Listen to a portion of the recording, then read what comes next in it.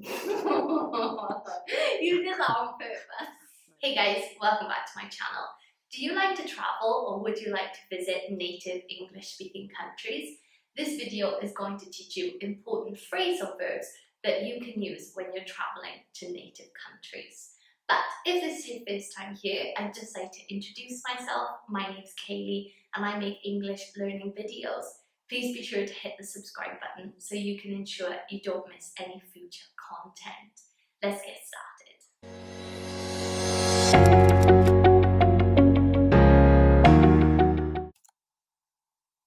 So this is going to be a very quick class in which I teach you some of the basic phrasal verbs that we use for travel and transport.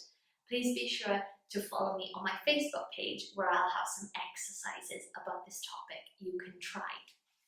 So, if you want to talk about registering at an airport or a hotel, the phrasal verb that you can use is check-in.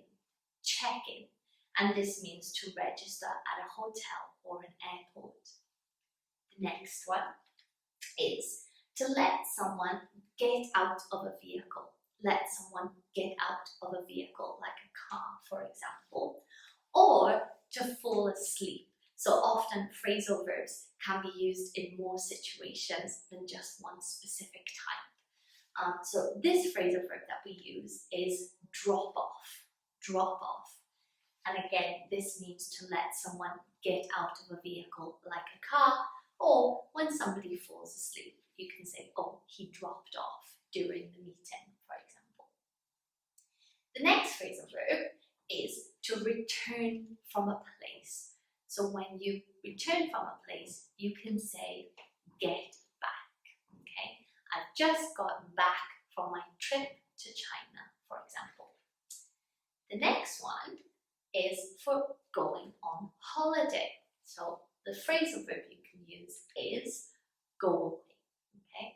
I'm going away next week to Dubai, okay? So I'm going on holiday.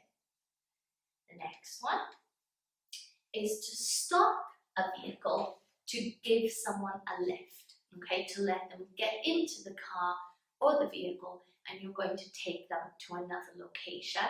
This one we use pick up, okay. For example, parents often pick up their children from school at the end of the day. Another one is to stop by the side of a road in a car, okay.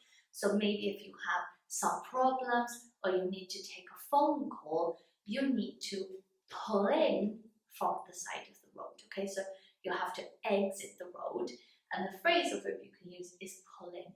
Oh, I had to pull in to take my phone call. This one is to start a journey, okay? To begin a journey. And we use here set off, set off. So we're going to set off at 6 a.m. to go to the airport. So it just means to start the journey that we're going to embark on. Leave the ground. So this is what we use when we talk about an aeroplane and when it actually leaves the runway. And we say take off, take off. So this is a phrasal verb that we also use for our clothes. Take off your jacket. So again, some phrasal verbs can be used in different situations, but when talking about an aeroplane, it means to leave the ground. The plane took off, okay? And then we have another one, to go back in the opposite direction. So if you're driving one way, but you really should be going in the opposite direction, you can say turn round. We need to turn round at the next roundabout. Then we have this one, which means to go to a train station or the airport. And this is where we go to say goodbye to somebody who's leaving. And the phrasal verb that we use is see off, to see somebody off.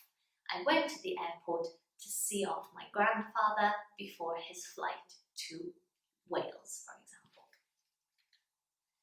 So those are some phrasal verbs you can use to sound more fluent in English when talking about travel and transport. Again, please don't forget to like and subscribe so you don't miss any of my future videos. Thanks for watching, guys. Bye.